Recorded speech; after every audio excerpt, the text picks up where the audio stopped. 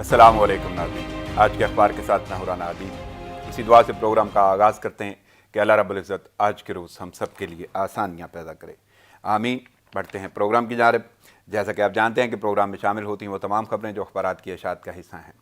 और इन्हीं पर तज़किये और तबसरे होते हैं। लेकिन आज हम थोड़ा सा फॉर्मेट अपने प्रोग्राम का चेंज करेंगे, लेकिन वो चेंज ऐसा है कि ख़बरें अखबारात पर मबनी ही हैं, लेकिन बहुत सारे ऐसे इश्यूज़ हैं जो रेज़ हो रहे हैं, उनके क्या असरात होते हैं, उन्हीं हवाले से आज गुफ्तगू होगी। और इसी हवाले से मेरे साथ जो यहाँ पे मेहमानों का पैनल है बाकायदा और बाज़ाब्ता, स्टूडियो में मेरे साथ इस वक्त मौजूद हैं नुमाइंदा सच न्यूज़ सज्जाद काज़मी साहब। अस्सलाम वालेकुम सज्जाद। सबसे पहले तो आमद का शुक्रिया, मसरूफियत है मैं जानता हूँ, वक्त निकाला आपने, थैंक्स अलॉट। लेकिन नाज़रीन मैं आपको बताता चलूँ कि सिर्फ सज्जाद मेरे साथ नहीं होंगे, ये एक पूरा पैनल है और इस पैनल में मेरे साथ दूसरे मेहमान शख्सियात भी हैं और मुख्तलिफ़ जगहों से हैं। जैसे कि मेरे साथ नुमाइंदा सच न्यूज़ मज़ाहिर सईद होंगे कराची से, उनसे भी हम गुफ्तगू करेंगे। इसके अलावा ब्यूरो चीफ क्वेटा अब्दुल गनी काकड़ होंगे हमारे साथ क्वेटा से, उनसे गुफ्तगू होगी। और इसके साथ साथ नबील नकवी लाहौर से हमारे साथ मौजूद हैं, उनसे भी बातचीत होगी। लेकिन ये डिफरेंट इश्यूज़ होंगे, हर शख्सियत से उनके हवाले से गुफ्तगू की जाएगी, उस इश्यूज़ का भी सामने आपको रखते जाएंगे। जैसे जैसे कोई भी शख्सियत हमारे साथ ऑनलाइन होगी हम गुफ्तगू जारी रखेंगे। लेकिन सबसे पहले हम चलते हैं सज्जाद काज़मी की जानिब। सज्जाद, जैसा कि मैंने बताया नाजरीन को, फॉर्मेट हमने कुछ चेंज किया है और कुछ ऐसे इश्यूज़ हम रेज़ करेंगे और उन पर गुफ्तगू होगी जो अखबारात का हिस्सा हैं, लेकिन उनके असरात क्या पड़ रहे हैं माशरे पे और माशरा उनको किस तरह फेस कर रहा है, और स्पेशली माशरे के ही हवाले से हमें इन चीज़ों को देखना है। आपसे जो गुफ्तगू का आगाज़ हम करेंगे वो है पबजी गेम। उसके बड़े मुहर्रकात भी हैं, बहुत सारी मालूमात भी हैं और उसके असरात भी हैं। लेकिन सबसे पहले तो मेरा ये सवाल होगा, जो जर्नलिज्म में होता है, अखबारात पे मबनी प्रोग्राम है और जर्नलिस्टिक टच होगा, वो जैसे हम 5 काफ या WH की बात करते हैं, उसी तरह कि ये पबजी है क्या, कब बनाएगी, किसने बनाई और क्यों ये सारे के सारे मुहर्रकात हुए। सर पहले जुलाई 2016 में ये बनाई गई साउथ कोरिया में, और बनाने वाली कंपनी थी ब्लू होल, और इनके एक डिज़ाइनर थे ब्रैंडन ग्रीन के नाम से। उन्होंने ये बनाई थी गेम एज अ गेम। पहले वो कहीं ऐसी बना चुके हैं गेम्स जो बहुत ज़्यादा हिट हुई थी। ये कॉन्सेप्ट लिया गया, एक बैटल फील्ड थी, 2000 में एक मूवी रिलीज़ हुई थी जापान की, तो उसको दिमाग में रख के ये गेम बनाई गई थी क्योंकि वो बहुत हिट हुई थी, तो इनको लगा शायद ये भी हिट हो जाएगी, और वाकई वो कामयाबी रही। जुलाई में ये स्टार्ट हुई, इस वक्त इतना मतलब इसको लोगों ने वो सराहा नहीं, लेकिन 2017 नवंबर में जाके इसको एक टच मिला और 2017 नवंबर में बाकायदा तौर पर ये रिलीज़ होना शुरू हुई। iOS ने भी इसको बाई करना शुरू किया, एंड्रॉयड ने भी इसको अपने प्ले स्टेशन पर प्ले स्टोर पर जो है डालना शुरू किया। उसके बाद 2019 में इसको पीक मिली और 60 मिलियन जो कापीज़ हैं इसकी डेस्कटॉप के ऊपर डाउनलोड की गई, और 600 मिलियन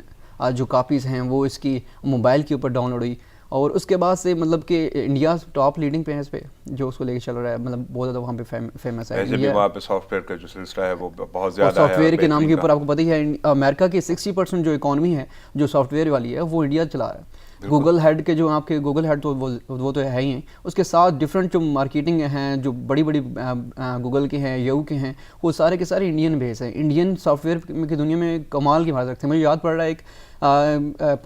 पॉलिटिशियन हैं कि अमेरिका के, वो ये कहते थे कि अगर हमने इंडिया वालों को ना रोका तो ये अनकरीब हमारे सारा जो सॉफ्टवेयर मार्केट है इन्हीं के हाथ में हो गया। और सॉफ्टवेयर में अभी भी जो ऑनलाइन वहाँ पे वो सोलिसिटर होते हैं, जो चीज़ें बेच रहे हैं, वो सारे इंडियन बैठे हुए हैं। अपार्ट फ्रॉम दैट कि अगर हम डिस्कस करें इसकी पबजी के ऊपर दोबारा आके, तो पबजी में वो कॉन्सेप्ट लिया गया था बैटल फील्ड वाला कि पैराशूट से तमाम गिरते हैं, उसके बाद जब ग्राउंड होते हैं तो सबसे जो आखिर में टीम बचती है, आखिरी प्लेयर बचते हैं, अपने आप बचा लेते हैं, वो जीत जाते हैं। उसी कॉन्सेप्ट को लेकर ये चलाया गया और लोगों ने मतलब कि इसमें ऐसे घुस गए साइकोलॉजिकली, इस तरह है कि लोगों ने अपने आप को बचाना है एंड तक, चाहे वो लड़ रहे हैं नहीं लड़ रहे, तो इस वजह से उनका पूरा दिमाग उसमें फोकस होता है और वो एंड तक इसी कोशिश में होता है कि हमने जीतना है। और साइकोलॉजिकली भी इसमें इश्यूज़ ये आ रहे थे कि लोग नफसियाती मरीज़ हो रहे थे, खाना पीना छोड़ रहे थे, यहाँ तक भी देखने में आ रहा है। ये सारे के सारे जो नफसियाती मामलात हैं जिसका आप जिक्र कर रहे हैं, बल्कि ये तो यहाँ तक चला गया कि खुदकुशियों तक मामला जा चुका है।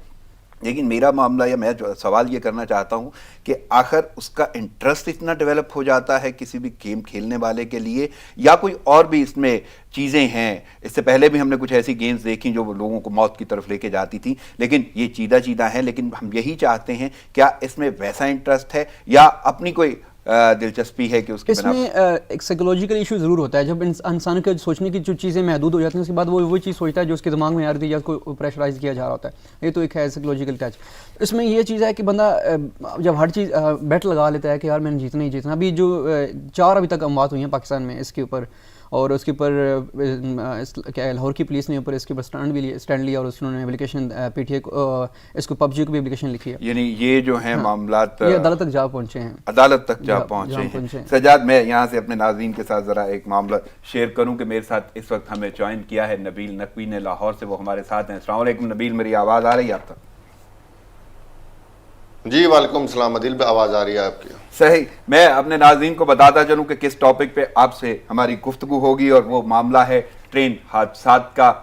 रेलवे के जितने भी हादसात हैं, लेकिन एक्चुअल हादसात अपनी जगह पे, हम पूरी की पूरी कारकर्दगी जो है ना रेलवे डिपार्टमेंट की, वो डिस्कस करेंगे। और मैं थोड़ी देर तक नबील आपकी तरफ आता हूँ, आप हमारे साथ ही हैं। सजाद, मैं चाहूँगा वहीं से सिलसिला जोड़ें कि आखिर एक तो खुदकुशियों का मामला, दूसरा वो कौन कौन से नफ्सियाती मसाइल हैं जिनका सामना करना पड़ जाता है आवाम को, या जो भी शख्स इतना कीन इंटरेस्ट उसमें रखता है।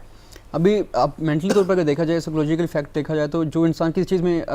आंखें बंद करके घुस जाता है कि मैंने ये करना ही करना है, उसमें दो ही होते हैं, या वो जीत जाएगा या फिर हारेगा। तो 2-3 चीज़ें हारेगा, या फिर अपना वो एक सेल्फ कॉन्फिडेंट है उस चीज़ को हार जाएगा, या फिर वो सोचेगा कि मैंने बहुत कोई चीज़ लूज़ कर दी है। वो जब तक वो जैसे कहते हैं ना साइकोलॉजिकल 4 घंटे चाहिए होते हैं इंसान को रिलैक्स होने के लिए, तो 4 घंटे तक वो इसी तगोदो में लगा रहता है। मैंने या उसको भुलाने की कोशिश करेगा जिस चीज़ में वो शिकस्त खा चुका है, या फिर वो सोचेगा इसकी कुछ अल्टरनेट आ जाए। तो उस वक्त तक तो इस चीज़ में कैफियत में रहेगा। कई लोग ऐसे होते हैं कमज़ोर नफ्सियात के, वो जो हैं सुसाइड को प्रेफर कर लेते हैं, वो समझते हैं बस। यानी वो आपके कहने का मतलब है जो हार जीत का कॉन्सेप्ट लेके एक शख्स खेल रहा होता है, अगर उसको हार का सामना होता है तो इस बिना पे वो नफ्सियाती तौर पे अपने आप को उस तरफ ले जाते हैं कि शायद मौत के मुंह में भी जाना पड़ जाता है। अभी जो पहली गेम आई थी, जो पहले मतलब कि पाकिस्तान में बैन की गई थी,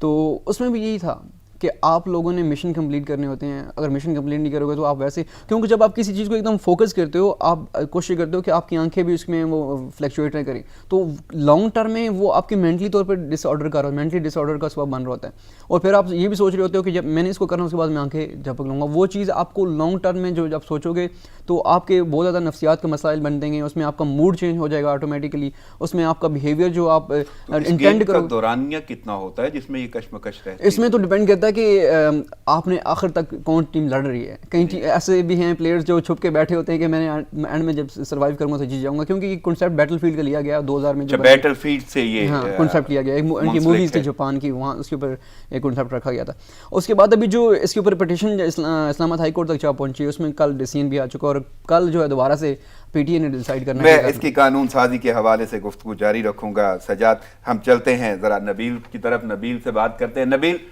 ट्रेन हादसात, बल्कि मैं अगर नॉर्मल हालात में गुफ्तगू करूं तो ट्रेन से मुतल्लक हम ट्रेन का जो डिपार्टमेंट है उसके किरदार पे बात करेंगे, उसके कलमदान जिनके पास हैं उनके किरदार पे बात करेंगे, और किसी हद तक हम मुआवजा भी करेंगे। और सबसे अहम पहलू जो है इस डिपार्टमेंट का, और वो है हादसात कि रेलवे पे जो भी लोग सफ़र करते हैं उन्हें बहुत सारे हादसात का सामना है, और हालिया हुकूमत में भी हमने ये देखा, इससे साबिक़ अदवार में भी ये सूरत हाल सामने रही। लेकिन सबसे पहला क्वेश्चन जो मेरा है आपसे वो यही है कि ये जो डिपार्टमेंट है रेलवे का, इसमें हालिया दौर और गुज़िश्ता दौर को आप कैसे कंपैरिजन करते हैं, मुवाजना कैसे करते हैं, क्या सूरत हाल है? अच्छा, तो सिचुएशन कुछ ऐसी है कि हादसात जो है रेलवे के वो हर दौर में हुए हैं। अगर ख्वाजा साद रफ़ी साहब का भी दौर देखा जाए तो उसमें भी बड़े बड़े हादसात हमने देखे कि मुल्तान पे ज़िक्रिया एक्सप्रेस एक्सीडेंट हुआ, फिर लाहौर कराची के पास जंबीर एक्सप्रेस ने ज़िक्रिया एक्सप्रेस और फरीद एक्सप्रेस के दरमियान तसादुम हुआ जिसमें 20 से ज़ायद अफराद जाम बहक हुए। मुल्तान के पास और हुए, शेर शाह जंक्शन के पास हुए। हादसात हर दौर में होते हैं, लेकिन बात यह है कि उस वक्त की अपोजिशन में बैठने वाले शेख रशीद अहमद साहब जब ये खड़े होकर बातें करते थे कि ख्वाजा साद रफ़ी साहब को मुस्तफ़ी हो जाना चाहिए, वजारत रेलवे को मुस्तफ़ी हो जाना चाहिए, क्योंकि उनकी नाअहली की वजह से जो है हादसात में इजाफा हो रहा है। अब जब से वो वज़ीर बने हैं तो रेलवे की सूरत हाल मज़ीद जो है बिगड़ती जा रही है। अगर सिर्फ 2019 की बात की जाए तो सिर्फ 74 बड़े हादसात हैं जो शेख साहब के दौर में हुए हैं, जिसमें तेज़गाम एक्सप्रेस का होलनाक वाक़या था जिसमें 74 से 75 अफराद जो थे वो लुक़्म अजल बन गए थे, जिंदा जल गए थे। اور بعد میں شیخ رشید احمد صاحب نے صرف یہ کہہ کے بات ختم کر دی تھی کہ جی ناشتہ پٹا ہے، اور بعد میں انہی کے ڈپارٹمنٹ میں جو رپورٹ آئی تھی اس کے بعد ان کی بات جو تھی مکمل منفی ہو گئی تھی اور ثابت یہ ہوا تھا کہ شارٹ سرکٹ تھی، جبکہ انی شاہدین جو اس حادثے میں بچ گئے تھے انہوں نے بھی یہی بتایا کہ جی ہاں شارٹ سرکٹ تھی، جس پہ شیخ رشید احمد صاحب ایک صحافی کے سوال پہ آگ بگولا ہو گئے تھے اور انہوں نے اس صحافی کو بھی سوالوں کے جواب نہیں دیے تھے رحیم یار خان میں، اور صرف یہ کہہ کے کہ جی ناشتہ پھٹا کہہ کے وہاں سے نکل گئے. یعنی وہ ناشتہ بناتے ہوئے کوئی بھی سلنڈر پھٹا ہے. ڈی ریلمنٹ کے واقعات اتنے اس ایرا میں بڑھے شیخ رشید صاحب کے کہ حد ہے. اب اور کیا اس میں کہیں گے پریشانی کی بات ہوگی کہ آپ کے لاک ڈاؤن کے دنوں میں بھی جو خالی ٹرین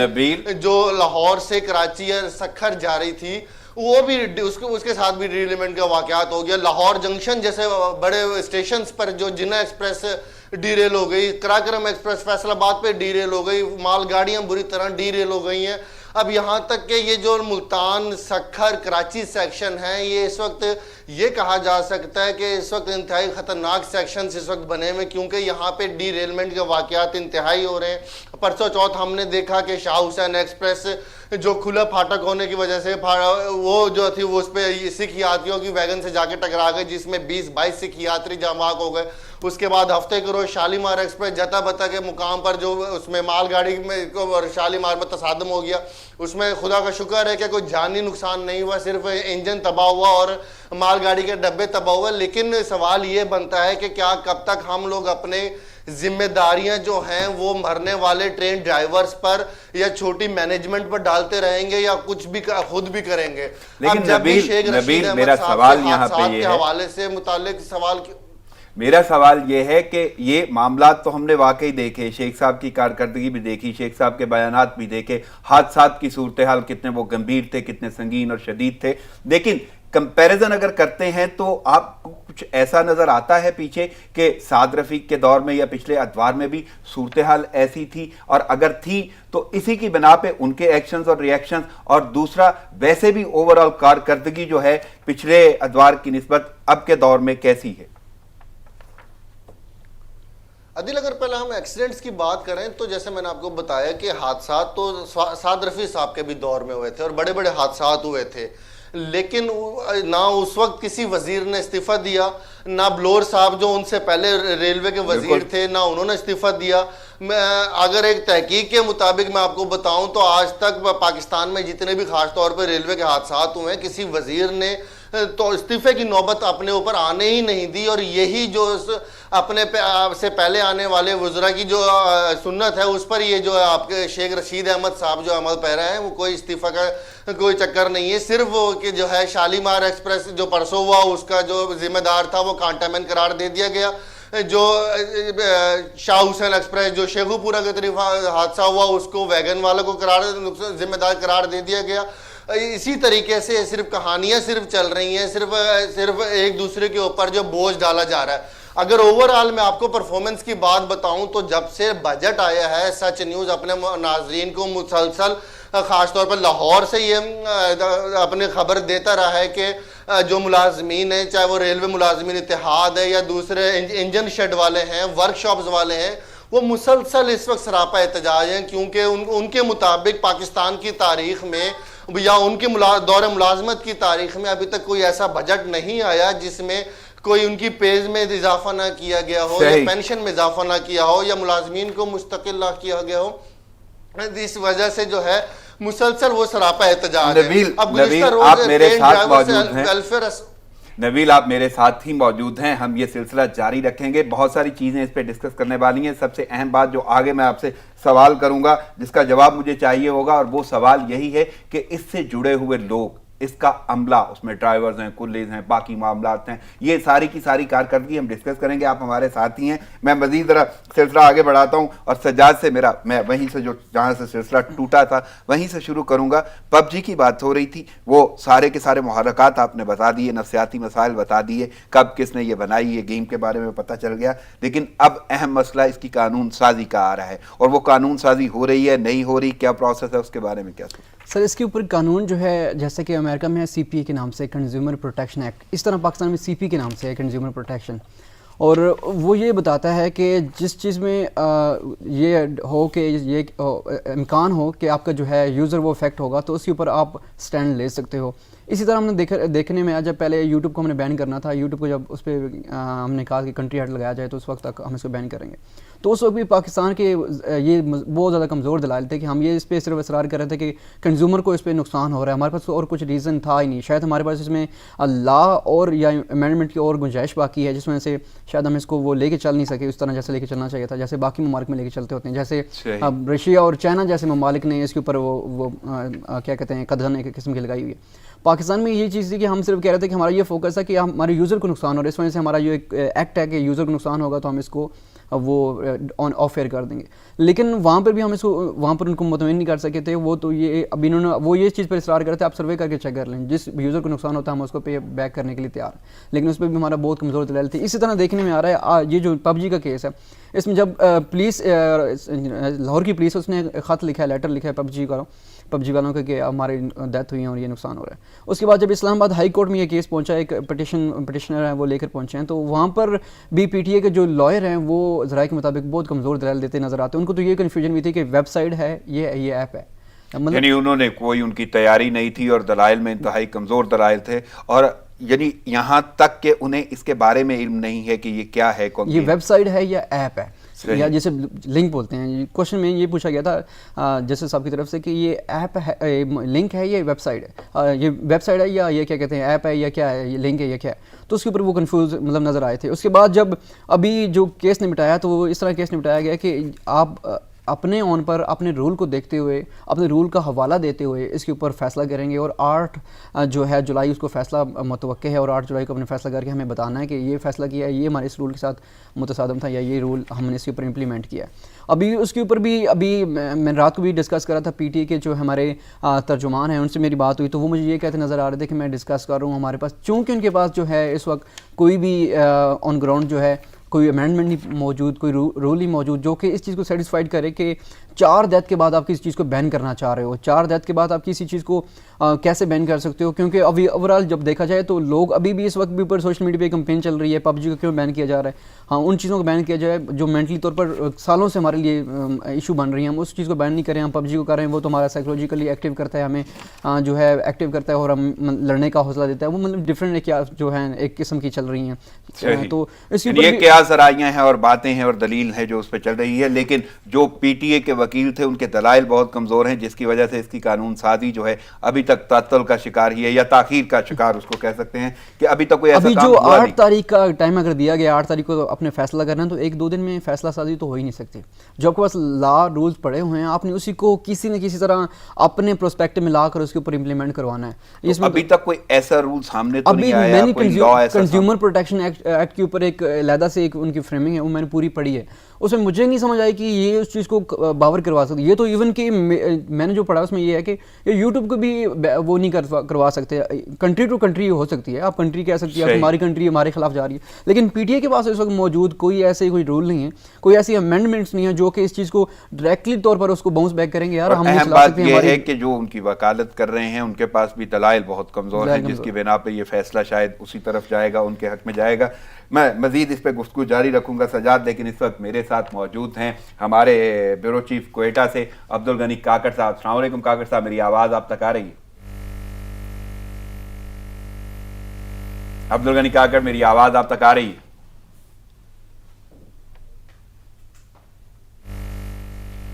میرے خیال میں کوئی تکنیکی خرابی ہے جس کی وجہ سے میرا رابطہ ان سے نہیں ہو پا رہا, میری آواز ان تک نہیں آ رہی, بلکہ میں پروڈیوسر سے بولوں گا کہ وہ اس معاملے کو دیکھیں, اور جیسے ہی وہ ہمارے ساتھ ہوں گے تو ہم ان سے بھی گفتگو جاری رکھیں گے. اور وہ ایک گفتگو بڑی اہمیت کی حامل ہے. ایک اور ایشو ہے جو وہیں بلوچستان کے حوالے سے اس کو کہہ لیں, کوئٹہ کے متعلق کہہ لیں, یہ بڑی اہمیت کا حامل ہوگا, لیکن جیسے ہی ہمارا رابطہ ہوگا ہم اس کو کیری فارورڈ کریں گے.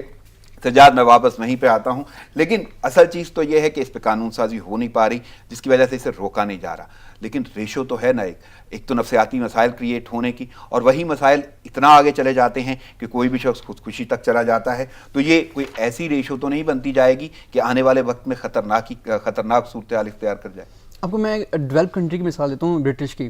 وہاں پر جو لوگ ہیں وہاں پر ان کی لیونگ جو ہے بہت لو لیول جو لیونگ ہے وہ بھی پاکستانی جو لو لیول سے کافی ہمارے مڈل کلاس کے جو طبقہ اس کے مطابق ہے. ان کے جو ابھی جو لو لیول بھی انکم ہے نا وہ 10 پاؤنڈ اے ڈے ہے, جو کہ پاکستانی تقریباً 700 سے زائد بنتے ہیں, اور ہماری دہاڑی والے 500 والے بھی دہاڑی دار مزدور بھی ہیں یہاں پہ. اگر وہاں پہ ایشو کریٹ ہوتے ہیں جہاں پر آپ کو لگتا ہے کہ آپ کا جو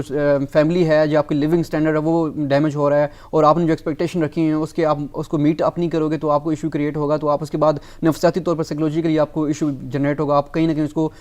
ڈسپیچ کرو گے, کہیں نہ کہیں ڈسپوز آف کرو گے, چاہے وہ لڑائی کے جھگڑے میں صورت ہو یا علیحدگی ہو, کیونکہ باہر کے ممالک میں علیحدگی کا مین ریزن یہ بن رہا ہے کہ آپ کے پاس دو آپ جاب کر رہے ہو تو آپ کا مینٹلی طور پر آپ ادھر اسٹریس ہوئے ہوتے ہو. اس کے بعد اس طرح یہ بھی کاؤنٹ ہوتا ہے کہ جب اس پوری طرح پورا دن اس میں بیٹھے رہتے ہیں, کہیں تو ایسے ہوتے ہیں کہ گھنٹوں میں بیٹھے رہتے ہیں, گیم اینڈ ہوگی تو ہم نے اٹھنا ہے. جب آپ مینٹلی طور پہ اس چیز میں فوکس ہو کے کام کر رہے ہو تو آپ کو بالکل آپ کی بیہیویئر بھی افیکٹ ہوگا, آپ کا ایٹیٹیوڈ بھی افیکٹ ہوگا, آپ کی تھنکنگ پاور بھی افیکٹ ہوگی جو کہ بہت لمٹ ہوئی ہیں, بالکل اس تک محدود ہوئی ہیں. آپ کی انرجی جو ویسٹ ہو رہی ہے, آپ کی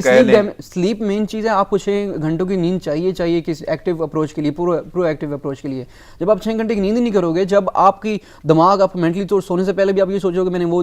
کرنا ہے, یہ کرنا ہے, یہ اس کا اینڈ یہاں تک تھا, یہاں سے سٹارٹ لینا ہے, تو اس کے بعد آپ کیا کر سکتے ہو. ایک لفظ استعمال کیا جاتا ہے جس طرح ہم کرتے ہیں اردو میں, وہ ہے کھیل. تو اس کو لیا کھیل کے اس میں ہی جاتا ہے زمرے میں, لیکن کوئی ایسا یہ کھیل نہیں ہے جس میں آپ کی فزیکل فٹنس میں کوئی بہتری آتی ہے. یہ بلکہ اس کے برعکس آپ کے ساتھ نفسیاتی مسائل کا شکار ہونا شروع ہو جاتا ہے بندہ. تو کوئی ایسی صورتحال نہیں کہ اس کو یہیں پہ بلاک کر دیا جائے, آپ اس کو نہ کھیل پائیں, یا اس کے کوئی معاون یا مددگار کوئی سافٹ ویئر. اس کے بالکل اس کو جو پروموٹ کرنے والے سافٹ ویئر ہیں وہ ہمارے اس وقت لیڈنگ سافٹ ویئر ہیں پاکستان میں. ابھی اگر باقی دیکھا جائے جو اس کو پلیٹ فارم مہیا کر رہے ہیں, آئی او ایس ہے, ایپل ہے, جس میں ساتھ ساتھ جو گوگل کے اینڈرائڈ وغیرہ ہیں وہ اس کو فل سپورٹ کر رہے ہیں. کیوں؟ ان کے وہاں پہ بزنس لگا ہوا ہے. انڈیا جیسا ملک جو کہ اس کو کہہ رہا تھا کہ ہم نے اس کو بند کرنا, تو انہوں نے وہاں پر اس کو ان کو آفر کرائی کہ یار ہم آپ کو اتنا پے کریں گے. کیوں؟ ہمارے پاس 600 ملین کاپیز سیل ہو چکی ہیں موبائل کے اوپر, 600 ملین ایک ریکارڈ ہے. اس کے ساتھ ساتھ 60 ملین جو ہے ڈیسک ٹاپ والوں نے اس کے اوپر مطلب ڈاؤن لوڈ اس کو کیے ہوئے ہیں. تو یہ کیسے ہو سکتا ہے کہ یار انہوں نے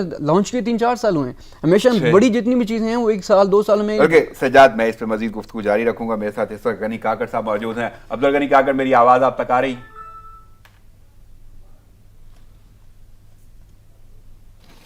عبدالغنی کاکڑ, آئی تھنک کوئی رابطہ منقطع ہوا ہے. جیسے ہی وہ رابطہ بحال ہوگا ہم اس گفتگو کو جاری رکھیں گے, اور باقی بھی ہمارے نمائندے ہمارے ساتھ جیسے جیسے آئیں گے ہم آگے گفتگو کو بڑھائیں گے. سجاد, وہیں سے میں چاہوں گا کہ جاری رکھیں یہ صورتحال, کہ اگر اس کے کوئی معاون اور مددگار بھی ہیں, کوئی سپورٹیو سافٹ ویئر جو اس کو ہیلپ کر سکتے ہیں. یعنی ویسے تو یہ بلاک بھی تو کی جا سکتی ہے. ہمارے پاس جو وی پی این ہم یوز کرواتے ہیں, جو کہ اکثر ہمارے جب ایک مواد آیا تھا رسول اللہ علیہ وسلم کی شان میں گستاخی والا, اس پہ بھی ہم نے وی پی این استعمال کیا تھا. ہمارے پاس اس وقت بھی کوئی آن گراؤنڈ نہ رول تھے ہمارے پاس جو اس کو باؤنس بیک کر سکتے, اور نہ ہی ہمارے پاس کوئی اس طرح کا سافٹ ویئر ٹیکنالوجی تھی جو اس کو مطلب کہ ہم روک سکتے تھے وقتی طور پر. ہم ابھی اس پہ بھی عارضی بین ہے آپ کی اطلاعات کے لیے کہ 1 جولائی کو جب ہم نے لگایا وہ عارضی بین ہم نے ڈکلیئر کیا, نوٹیفیکیشن باقاعدہ طور پر چیز میں. کاکڑ صاحب لائن پہ ہیں, اگر میری آواز ان تک چلی جائے. السلام علیکم غنی کاکڑ صاحب. وعلیکم السلام. صحیح, میری آواز اس کا مطلب آپ تک پہنچ گئی ہے. تو میں گفتگو کا سلسلہ آگے بڑھاؤں گا, بلکہ میں اپنے ناظرین کو بتایا کہ بہت اہم پہلو ہے جس کو ہم ڈسکس کریں گے, اور کوئٹہ اور بلوچستان کے حوالے سے اس کی بڑی اہمیت ہے, اور وہ معاملہ ہے زیارت کے جنگلات کا. تو زیارت کے جنگلات جو ہیں اس کے حوالے سے بات کرتے ہوئے سب سے اہم بات جو ہے مجھے جو پتہ چلا ہے کہ وہ بڑے تاریخی اہمیت کے حامل ہیں. میں چاہوں گا کہ ان کی تاریخ اور ان کی وسعت اور اہمیت پہ تھوڑا زور دیجیے گا. بتائیے کیا صورتحال ہے. دیکھیں رانا صاحب, آپ نے یقیناً ایک بہت اہم پہلو کو اجاگر کیا ہے اپنے آج کے اس پروگرام میں. بلوچستان میں ضلع زیارت جو ہے یہ ایک تو مختلف دیگر حوالوں سے بھی بہت اہمیت کا حامل ہے, ایک تاریخی ہمارا ضلع ہے بلوچستان کا, لیکن یہاں اس ضلع کی جو اہمیت ہے اس حوالے سے بین الاقوامی سطح پر بہت زیادہ ہے کہ یہاں پہ دنیا کے جو قدیم ترین صنوبر کے جنگلات ہیں وہ واقع ہیں. یہ اتنے قدیم جنگلات ہیں کہ جو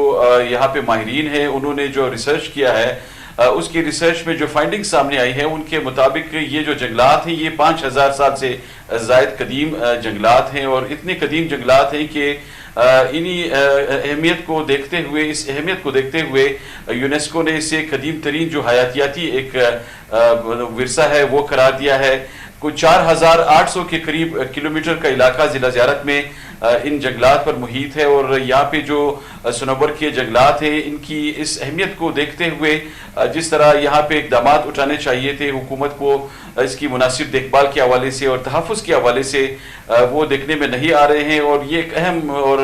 جو قابل تنقید بات ہے اس حوالے سے جو سامنے آئی ہے مختلف فورمز پر, وہ یہ ہے کہ حکومتی متعلقہ جو ادارے ہیں ان کی عدم توجہی کی وجہ سے یہ جو قیمتی ورثہ ہے یہ دن بدن تباہی کی جانب ایک گامزن ہے, تباہ ہوتا جا رہا ہے. جو ٹمبر مافیا ہے وہ صنوبر کی یہ جو قیمتی درخت ہیں یہ دن بدن کاٹ رہے ہیں, وہاں سے پھر یہ نہ صرف مختلف جو کارخانے ہیں وہاں پہ منتقل کیے جاتے ہیں یہ درخت, ہم نے یہ سنا ہے کہ افغانستان بھی اسمگلنگ کی جاتی ہے ان قدیم ترین جنگلات کے یہ جو درخت ہیں صنوبر کے. اس کی وجہ سے یہ جو ہمارے قیمتی یہ اثاثہ ہے میری آواز آپ تک آ رہی ہے, میں چاہوں گا کہ میں مزید سوال جس طرح آپ کوئی اس پہ پراپر کوئی میکینزم سامنے نہیں آ سکا ہے, کوئی لیجسلیشن نہیں ہے. جو لوگ یہ درخت کاٹ رہے ہیں ان کو متعلقہ حکام کی نہ صرف بات کی, اگر ہم یہ بات کریں کہ غفلت ان کی سامنے آئی ہے تو میرے خیال میں یہ کہنا درست ہوگا, کیونکہ جب بھی یہ شکایات سامنے آتی ہیں مقامی لوگوں کی تو وہ ان شکایات پہ بھی کوئی توجہ نہیں دیتے. پھر ایک اور چیز جو اس حوالے سے سامنے آئی ہے وہ یہ بھی ہے کہ ضلع زیارت کی چونکہ ہائٹ بہت زیادہ ہے اس لیے وہاں پہ جو گیس کی سپلائی ہے وہ اکثر علاقوں میں نہیں ہے, مہیا نہیں ہے, اور ذرائع ایندھن جو ہے ان کی کمی کی وجہ سے بھی مقامی لوگ بھی اکثر ایسے مقامات ہیں جہاں پہ یہ دیکھا گیا ہے کہ یہ جو درخت ہیں صنوبر کے یہ قدیم ترین درخت ان کو کاٹا جا رہا ہے, لیکن اس کی پراپر جو پروٹیکشن ہے اس حوالے سے کوئی توجہ اس پہ کوئی نہیں دی جا رہی. تو یہی وہ وجہ ہے کہ میری آواز آپ تک آ رہی ہے. یعنی میں یہ پوچھنا چاہتا ہوں جس طرح آپ نے ان کو تاریخی کہا ہے اور 5000 سے قبل یہ درختوں کی تاریخ ہے, اس کے علاوہ اس کی اہمیت ہوگی, یونیسکو اس کے بارے میں سوچتی ہے, اتنی اہمیت کے حامل ہیں. پہلی بات تو یہ کہ اگر اتنے پرانے درخت ہیں تو دنیا میں اس کا شمار کس حوالے سے ہوتا ہے یہ ان جنگلات کا, اور دوسری اہم بات کہ اگر پرانے حوالے یا تاریخ سے جڑے ہوئے حوالے ہیں تو بڑی اہمیت کی حامل ہوگی کہ ان کا کوئی نہ کوئی تعلق منسوب ہوگا, کوئی ایسی بات جو شواہد کے حوالے سے ہم سامنے رکھ سکیں کہ ہاں یہ اتنے پرانے ہیں یہ درخت. دیکھیں بالکل رانا صاحب, یہ جو درخت ہیں بلوچستان کے ضلع زیارت میں یہ جو قدیم ترین جنگلات ہیں صنوبر کے, اس کے بارے میں جو بین الاقوامی سطح پر جو جسٹیفائیڈ ورژن سامنے آیا ہے وہ یہ ہے کہ یہ 5ویں نمبر پہ ایشیا میں سب سے بڑے جو صنوبر کے جنگلات ہیں یہ کو قرار دیا گیا ہے, اور اس کی جو تاریخی پہلو ہے وہ اس حوالے سے اہمیت کی حامل ہے کہ یہ جو درخت ہیں یہاں پہ جو صنوبر کے درخت واقع ہے ان جنگلات میں ان کی ایک اہم انفرادی جو خوبی ہے وہ یہ ہے کہ ان کی جو جڑیں ہیں وہ اتنے گنے ہیں کہ وہاں جو واٹر شیڈز ہیں وہ اس کی حفاظت کرتے ہیں. پھر اس کے ساتھ ساتھ یہ جو درخت ہیں ان کے بارے میں یہ بتایا گیا ہے کہ یہ سست روی سے آگے بڑھتے ہیں اور ان کی لائف ٹائم جو ہے یہ بہت زیادہ ہے. اس میں اتنے قدیم جو درخت واقع ہیں یہاں پہ ان جنگلات میں, ان کے بارے میں جو مختلف ایکسپرٹس ہیں انہوں نے جو فائنڈنگز شیئر کی ہیں بلوچستان میں بھی, چونکہ محکمہ جنگلات کے پاس کچھ اعداد و شمار ایسے ہیں جن کو بنیاد بنا کر یہ بات کی جا سکتی ہے کہ اس کا جو تاریخی پہلو ہے حکومت بھی بلوچستان میں نہ صرف اس سے آگاہ ہے بلکہ مرکزی سطح پر بھی, چونکہ یہ ایک جسٹیفائیڈ ورژن ہے بین الاقوامی سطح پر کہ یہ جو صنوبر کے جنگلات ہیں یہ قدیم ترین جنگلات ہیں اور ان کی 5000 سال کے قریب بتائی گئی ہے, لیکن اس قومی ورثے کی جس طرح تحفظ کے لیے اقدامات کی ضرورت ہے وہ اقدامات نہیں اٹھائے گئے ہیں. بلوچستان میں محکمہ جنگلات کے متعلقہ جو فارسٹ کنزرویٹرز ہیں اور دیگر جو حکام ہیں ان سے میری بات ہوئی ہے, اور خاص کر زیارت کے اندر جو وہاں پہ ایک سیزن کے آفیسر ہیں ان سے میری کل بات ہوئی تھی. انہوں نے مجھے یہ بتایا کہ یہاں پہ ایک قانون سازی کا فقدان ہے. دوسری بات یہ ہے کہ اویئرنس کی بھی کمی ہے, کیونکہ جب تک اویئرنس نہیں ہوگی لوگوں میں یہ جو درخت ہیں ان کو بچایا نہیں جا سکتا. انڈیویجول کیپیسٹی پہ لوگ یہ درخت کاٹ رہے ہوتے ہیں, ایندھن کے جو ذرائع ہیں وہ نہیں ہیں, اسی لیے لوگ اس تمام صورتحال کو ایک جانب رکھ کے غیر سنجیدگی کا مظاہرہ کرتے ہوئے اس اہم قومی ورثے کو تباہ کر رہے ہیں. اور ایک اور چیز جو سامنے آئی ہے وہ یہ بھی ہے کہ ضلع زیارت کے اندر چونکہ یہ جو جنگلات ہیں یہ بہت قدیم جنگلات ہیں, اور اسی طرح پھر جو کلات ہمارا ایک ڈسٹرکٹ ہے وہاں پہ ہربوئی کا علاقہ ہے وہاں پہ بھی اسی طرح کے جنگلات ہیں, لیکن وہ اتنے قدیم نہیں ہیں جتنے زیارت کے یہ جنگلات ہیں. تو ان جنگلات کو ان کی تاریخی اس پس منظر کو دیکھتے ہوئے اگر یہاں پہ قانون سازی پراپر کی جائے اور لوگوں کو سزا اس حوالے سے باقاعدہ ان کے لیے مختص کی جائے کہ کس طرح اگر لوگ جرم کرتے ہیں اور یہ درخت کاٹے جاتے ہیں غیر قانونی طور پر ان کو کس طرح میں یہی پوچھنا چاہتا ہوں کہ اگر یہ کون کاٹ رہا ہے انہیں, اس کے بارے میں کوئی تدارک نہیں ہو پا رہا. کس نے کاٹے ہیں اور اگر کاٹے جا رہے ہیں. حالیہ حکومت تو یہ کہہ رہی ہے کہ وہ درخت لگا رہے ہیں اور یہ اتنے پرانے اہمیت کے حامل, بلکہ میں نے تو یہ بھی سنا کہ انبیاء کرام کے دور سے بھی ان کا ٹچ ملتا ہے. تو آخر ان کو کاٹ کون رہا ہے؟ سارے.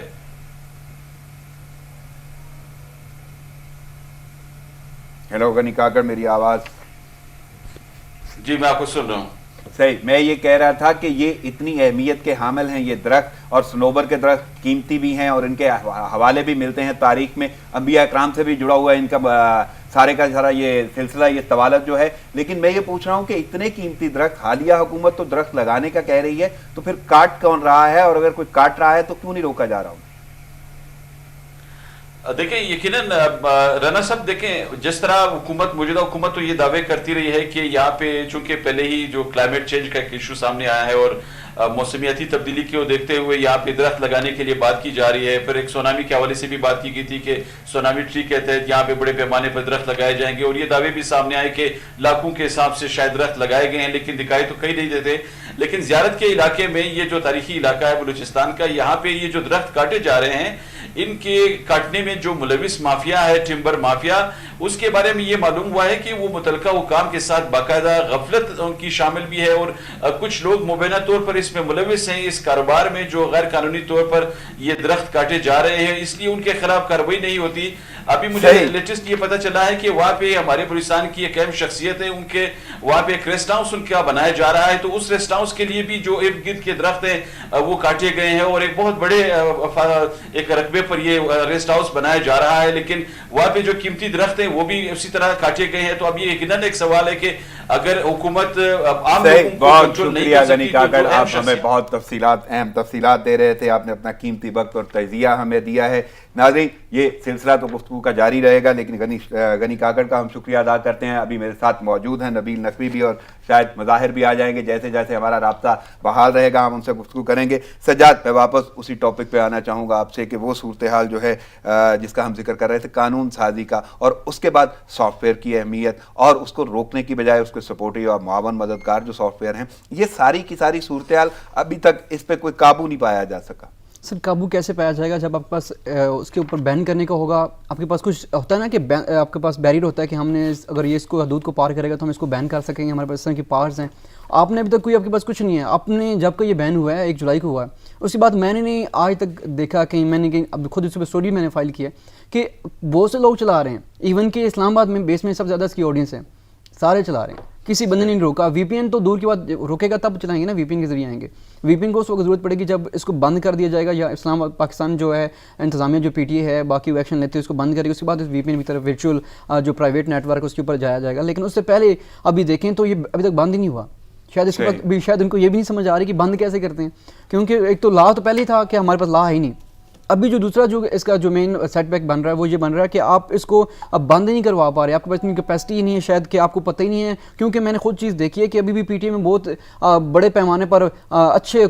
جو کیلیبر کے لوگ ہیں ان کی ضرورت ابھی بھی اس وقت بھی موجود ہے, جو کہ اس کو لیڈ کر سکیں, جو اس کو بتا سکیں کہ اگر ہم نے رول نہیں بنانے تو ہم نے اس کو ٹیکنیکلی کیسے ڈیل کرنا ہے. اس کی ٹیکنیکلٹی کو ہم نے پڑھی سمجھ نہیں رہے, کیونکہ ہم اس چیز کو لے کے بیٹھے ہوئے ہیں کہ ہم نے صرف اور صرف یہ بتا دینا آڈینس کو کہ ہم نے روک دیا. ابھی آپ خود روک جائیں. اگر یہ خود روکنے والے ہوتے تو آپ کو کہنے کی ضرورت ہی نہ پڑتی, لوگوں کو تو شعور ہوتا کہ یار ہمیں اتنے لوگوں کی ڈیتھ ہو چکی ہے تو ابھی آگے لوگوں نے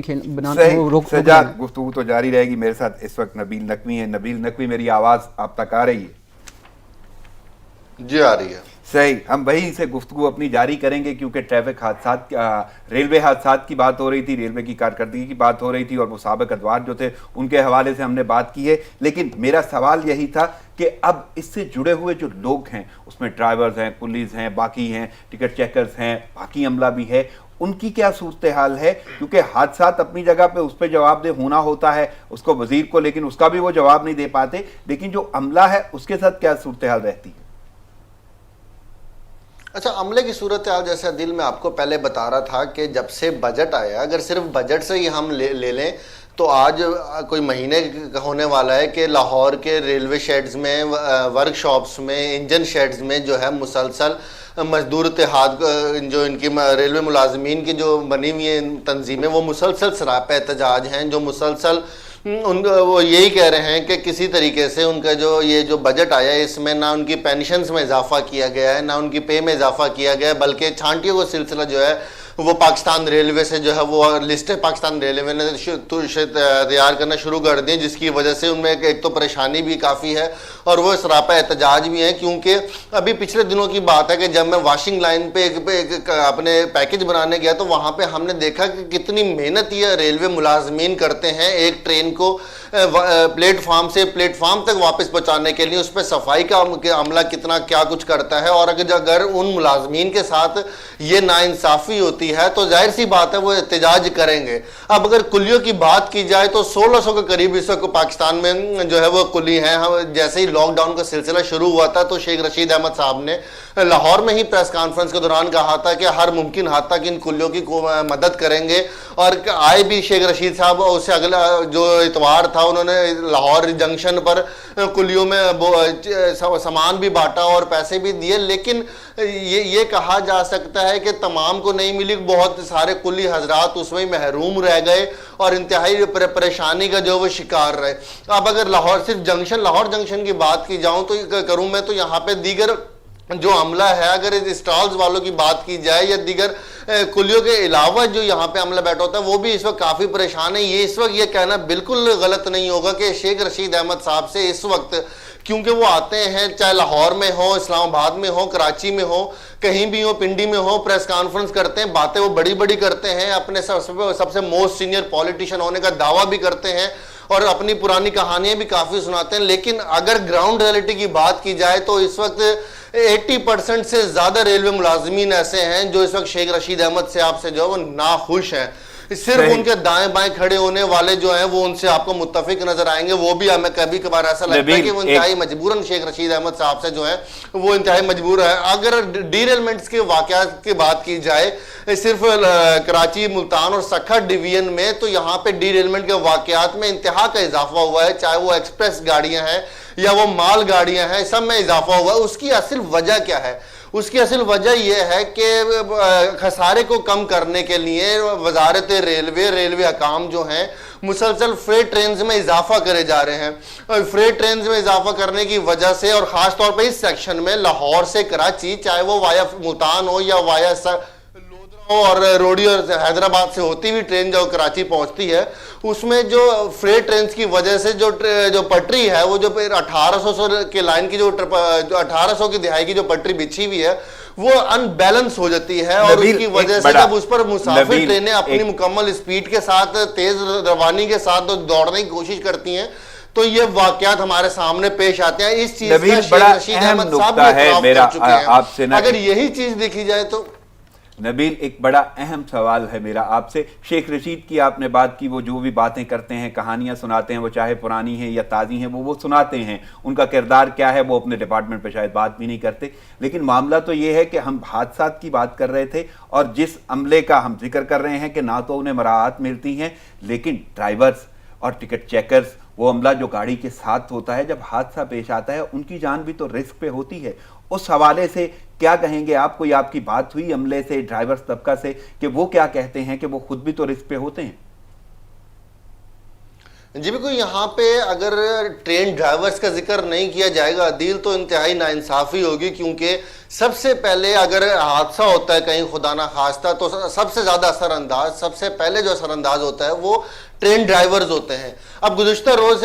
لاہور میں ہی ایک نجی اخبار کے ساتھ ٹرین ڈرائیورز ایسوسی ایشن کے عہدیداران نے گفتگو کرتے ہوئے انہوں نے خاص طور پر خطرے کی گھنٹی بجائی ہے کہ اگر ان حالات میں، جن حالات میں روزانہ کی بنیاد پہ جو ہے آپ کو ٹرین حادثہ دیکھنے میں آ رہا ہے، کبھی پھاٹک کھلا ہونے کی وجہ سے حادثہ ہوتا ہے تو کبھی ڈیریلمنٹ ہو جاتی ہے، تو اگر ان حالات میں، کیونکہ اس وقت ریلوے جو پورے پاکستان میں سسٹم پر صرف 40 ٹرینیں جو ہیں وہ رواں دواں ہیں، جہاں 142 سے 146 ٹرینیں جو چلتی تھیں آج کل وہاں صرف 40 ٹرینیں رواں دواں ہیں، اور ان حالات میں بھی لمحہ فکریہ ہے کہ جو پاکستان ریلوے ہے کہ وہ اپنے حادثات نہیں روک پا رہا۔ اس وجہ سے ٹرین ڈرائیور حضرات کا بھی یہی موقع سامنے آیا ہے کہ اگر ان حالات میں پاکستان ریلوے انہیں تمام ٹرینیں چلانے کا کہے گا تو وہ لوگ مکمل احتجاج کریں گے، کیونکہ ان لوگوں کے لیے بھی اپنی زندگی پہلے ہے، سیفٹی پہلے ہے، فیملی پہلے ہے. وہ پاکستان ریلوے کے لیے ملازمت کرتے ہیں، پاکستان ریلوے سے وہ پیار کرتے ہیں، لیکن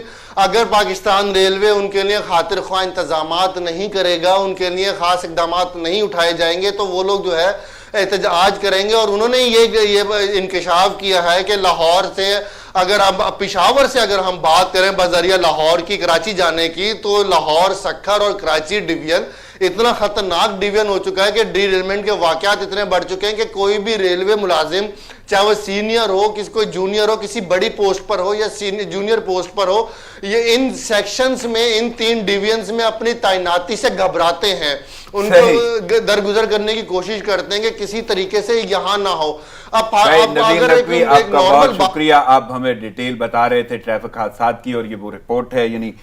حالیہ کارکردگی، حالیہ حکومت کی کارکردگی، ڈپارٹمنٹ کی کارکردگی، اور سب سے اہم بات جو اس سے جڑا ہوا عملہ ہے اس کے خطرات یا ان کے خدشات جس کا آپ ذکر کر رہے تھے. نبیل نقوی بہت شکریہ آپ کے قیمتی وقت اور تجزیہ کا. میرے ساتھ یہاں پہ موجود ہیں سجاد کاظمی. سجاد، ایک تو پب جی کے حوالے سے ہم نے گفتگو کی، لیکن اب میں تھوڑا سا مزید آگے بڑھاؤں گا گفتگو کو، اور ایک جو صورتحال ہمیں پینڈیمک کا سامنا ہے، کرونا کا سامنا ہے، آپ وہ جانتے ہیں، اور یہ جتنے بھی یہ لوگ اس پہ کام کر رہے ہیں ان کو بڑا قریب سے دیکھتے اور ملتے رہتے ہیں. اس کی جو صورتحال ہے اس میں ٹیسٹنگ کا پروسیس جو ہے وہ، اس کا پہلے بھی آپ نے ذکر کیا کہ وہ اس وقت جو ہے وہ انتہائی متاثر نظر آتا ہے. متاثر سے میں لفظ اس لیے استعمال کر رہا ہوں کہ ٹیسٹنگ کا پروسیس سلو ہے یا اس کو کمزور کہہ لیں. وہ کیا وجہ ہے اور اس کی بنا پہ کیا اثرات پڑ رہے ہیں اس پینڈیمک پہ پاکستان؟ ابھی اوورال دیکھیں تو ٹیسٹ میں تو کمی کافی ہو گئی ہے، اور اب مسلسل ہو رہی ہے، اور آئے روز بیانات دیے جا رہے ہیں کہ ہم بہتر کر رہے ہیں، کام کر رہے ہیں، لیکن جو آن گراؤنڈ کام ہوتا نظر نہیں آ رہا، کیونکہ جب کام ہوگا تو فگر نظر آئیں گے کہ ہم نے اتنے ٹیسٹ کر لیے ہیں. اب اسلام آباد کی مثال لے لیں تو اسلام آباد میں ہی صرف جو ہے ٹیسٹنگ کو تقریباً اس وقت 40% تک جو ہے اس کو منیمائز کر دیا گیا ہے. باقی اس کی سچویشن دیکھیں باقی صوبوں کی، تو صوبے تو پنجاب تو لیڈ کرنے والا صوبہ تھا ٹیسٹوں میں حوالے سے. پنجاب کے تو شروع میں کافی اچھے انتظامات تھے، لیکن اس وقت انفارچونیٹ ہے کہ وہ بالکل کم کرتا جا رہا ہے، اور خیبر پختونخوا نے بھی اس کو دیکھا دیکھی بہت کم کیسز شروع کر دیے. سندھ میں بھی شروع میں کیسز کم، مطلب کہ ٹیسٹ کم ہوئے، لیکن اس کے بعد اس نے کور کرنا شروع کیا. لیکن اس پہ جو ٹیسٹ کے بعد جو کیسز آتے ہیں شاید وہ دکھانا نہیں پا رہے، ہم وہ دکھانا نہیں چاہ رہے، اس وجہ سے ہم جو ٹیسٹ کے جو ہیں اس کو کم کر دیا. آپ کو یہ لگتا ہے کہ یہ جو ٹیسٹنگ کم ہو رہی ہے وہ شو نہیں کرنا چاہتے کہ کتنے لوگ ہیں اس لیے یہ کم ہو رہی ہے؟ اس کے پیچھے کوئی ایسے محرکات ہیں؟ سر کٹس آپ کے پاس نہ ہوں تب ٹیسٹ نہ کرو، سمجھ آتی ہے کہ آپ کے پاس کٹس نہیں ہیں. آپ کے پاس کٹس ہوں پھر ٹیسٹ نہ کرو، پھر مطلب یعنی اس کا مطلب ہے وہ سامان اویلیبل ہے، میسر ہے، دستیاب ہے، اور اس کی اویلیبلٹی جاری بھی ہے. کیونکہ کل بھی یہ صورتحال وینٹیلیٹرز کی بڑا میں فقدان تھا اور ابھی بھی ہے، لیکن اس کے اوپر کافی حد تک ہم نے قابو پایا. جیسے کہ ریسنٹلی ابھی ایک افتتاح بھی ہوا ہری پور والا، اس کے بعد جو ہے اس سے پہلے کچھ روز قبل این ڈی ایم اے نے تقریباً 70 نئے وینٹیلیٹر جو ہیں وہ پیمز این ڈی ایم اے نے کل بھی وہ 10ویں کھیپ جو ہے وہ مکمل طور پہ صوبوں کو فارورڈ کر دی ہے. تو وہ یہ تو کہا جا رہا ہے کہ سامان ہے، یعنی اس کا مطلب ہے کہ یہاں پہ بھی اور باقی جو شہر ہیں وہاں پہ بھی سامان ہیں، کٹس ہیں ٹیسٹنگ کی، لیکن وہ کیے نہیں جا رہے. ٹیسٹ کیے نہیں جا رہے. مین ایشو یہی اس وقت آ رہا ہے کہ آپ کے پاس ٹیسٹ کٹس ہیں لیکن آپ ٹیسٹ نہیں کر رہے ہو. اس میں یہ چیز بھی ہے کہ رینڈم سیمپلنگ پہ اس لیے ہم باقی ممالک بھی فوکس کرتے ہیں کہ اس میں یہ چیز ہوتی ہے کہ آپ کسی کو شک کی بنیاد پر بھی چیک کر سکتے ہو یار کہ آپ کے پاس شاید مشتبہ ہو، تو ہم آپ کو آپ کی بہتری کے لیے، آپ کی فیملی کی بہتری کے لیے. کئی ایسے لوگ ہوتے ہیں جن کو علامات ظاہر نہیں ہوتی، کیونکہ اس کا تقریباً 40% اب جو کیسز آ رہے ہیں ان میں علامات ہیں ہی نہیں، اور علامات نہ ہونا یہ چیز کا ہوتا ہے کہ یار مجھے ہے ہی نہیں کرونا. جب اگر علامات نہیں ہیں تو کیا پھر بھی وہ ٹیسٹ کرا کے کنفرم کر رہے ہیں کہ لوگ ٹیسٹ کی طرف بھی نہیں جا رہے؟ پاکستان میں تو ٹیسٹ کی طرف کوئی جا ہی نہیں رہا. اس میں 2 چیزیں کہ ہم نے اتنا مشکل بنا دیا اس عمل کو کہ جب کوئی لوگ ٹیسٹ کروانے کے لیے جاتے ہیں وہ اس پریفر کرتے ہیں یار اس کے بعد اگر ٹیسٹ میں پازیٹیو آتا ہوں تو ضلالت ہے کہ میری پوری فیملی جو ہے، میرا پورا جو محلہ ہے وہ مجھ سے ہمیں مطلب ایسا نگاہوں سے دیکھے گا. اس کے بعد ہمارے ڈی ایچ او اگر ہمارے گھر میں آ جاتا ہے ٹیسٹ میں پازیٹیو آتا ہوں تو ضلالت ہے کہ میری پوری فیملی جو ہے، میرا پورا جو محلہ ہے وہ مجھ سے ہمیں مطلب ایسا نگاہوں سے دیکھے گا. اس کے بعد ہمارے ڈی ایچ او اگر ہمارے گھر میں آ جاتا ہے، ان کی کوئی ٹیم آ جاتی ہے، تو وہ ایک علیحدہ ایک ہے کہ پوری مطلب کہ اگر کرایہ دار تزلیل کہہ لیں علاقے کے حوالے سے ان کو محسوس ہوتا ہے. اور ویسے بھی اس میں بہت سارے مطلب پورے کا پورا گھر جو ہے وہ متاثر ہونا شروع ہو جاتا ہے. اس میں کئی لوگوں نے اپلیکیشن بھی دی ہیں کہ ایف آئی آر بھی کئی لوگوں نے اس کے اوپر درج کروا چکے ہیں کہ ہم جب ابھی ایک ایسا ریسنٹلی شاید آپ کو میں نے پہلے ڈسکس بھی اس پہ ہم نے کیا ہوگا کہ ایک ایسا بھی پیشنٹ ہے کہ وہ یہاں پہ اسمبلی ڈیم کا رہائشی ہے اور اس نے برطانیہ جانا تھا. اس سے قبل اس نے ٹیسٹ کروایا اپنا اسلام آباد ڈائگنوسٹک سینٹر تھے جہاں سے اس کا پازیٹیو آ گیا اور اس کی علامات نہیں تھی. انہوں نے اسلام آباد ڈائگنوسٹک سینٹر والوں نے بغیر اس کو بتائے ڈی ایچ او سے رابطہ کیا اور اس کے گھر ٹیم بھیجنے کا کہا, اور ڈی ایچ او صاحب نے ان سے رابطہ کیا اور بھائی صاحب سے, تو ان سے پوچھا کہ آپ کا ایڈریس بتا دیں. انہوں نے کہا میرے پاس علامات نہیں ہے, میں آپ کو بعد میں بات کرتا ہوں. انہوں نے پھر جا کے معروف سے ٹیسٹ کروایا, معروف سے ان کا نیگیٹو آیا. نیگیٹو آنے کے بعد انہوں نے وہی رپورٹ لے کے اسلام آباد ڈائگنوسٹک سینٹر کے پاس پہنچا کے بتایا آپ میں سے سچ کون کہہ رہا ہے, کیونکہ میرے تو یہ ہے کہ آپ پورا ڈی ایچ او اگر ہمارے گھر میں آتے ہیں, ان کی ٹیم آتی ہے تو ہمارے لیے تو بہت تذلیل کی بات ہے. تو اس اسلام آباد ڈائگنوسٹک سینٹر کی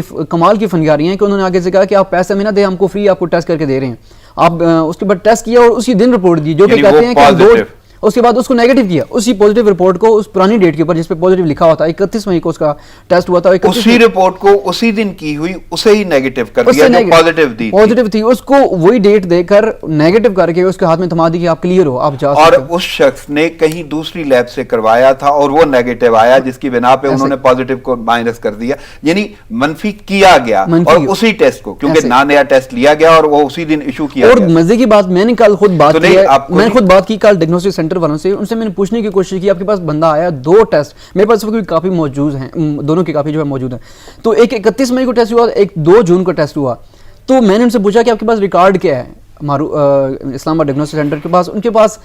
کمال کی ان کی فنکاری ہے کہ 31 مئی والا ریکارڈ رکھا ہوا ہے اس کو نیگیٹو کر کے. انہوں نے کہا ہم نے ٹیسٹ یہ کیا ہوا ہے. ابھی ان کا یہ کہنا ہے کہ ہم نے ٹیسٹ یہ کیا, حالانکہ دونوں رپورٹ میں موجود ہیں. ایک میں 31 مئی کو انہوں نے پازیٹیو ڈکلیئر کیا ہوا کہ اس کا پازیٹیو آیا, جو پازیٹیو آئی ہے وہ بھی آپ کے پاس رپورٹ موجود ہے, اور اسی کو جو انہوں نے نیگیٹو کیا اسی ریکارڈ میں رکھا ہوا ہے ایک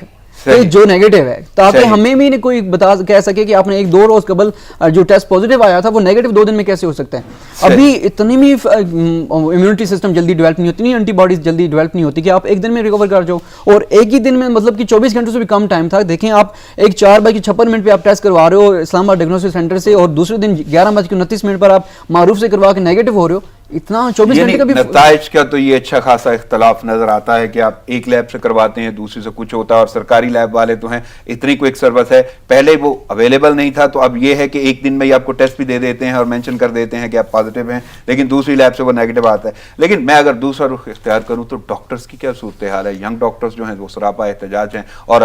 کل جو لاہور کی یا پنجاب کی صورتحال تھی 48 ڈاکٹر نے وہ استعفے دیے, اور حکومت یہ کہتی ہے کہ ذاتی وجوہات ہیں. سر ڈاکٹرز کا اس وقت بھی عملے کا جو ہے بحران, اس پہ کمال کی اس وقت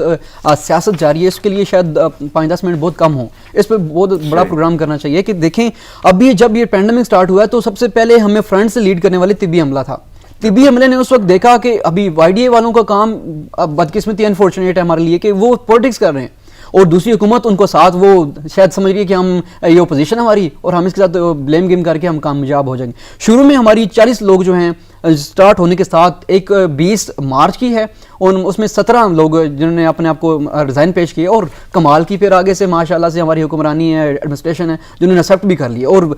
دیکھا ان سے ریزرویشن بھی نہیں لی, ان سے میٹنگ تک نہیں کی یار آپ کا ریزرویشن کیا ہے, نہیں ریزرویشن پتا کی. اس کے بعد پھر 6 اپریل کو 23 لوگوں نے ریزائن کیا, وہ بھی ایکسیپٹ ہو گیا. اب نئی جو گیم بنی ہے کہ 27 جون کو ایک ریزگنیشن انہوں نے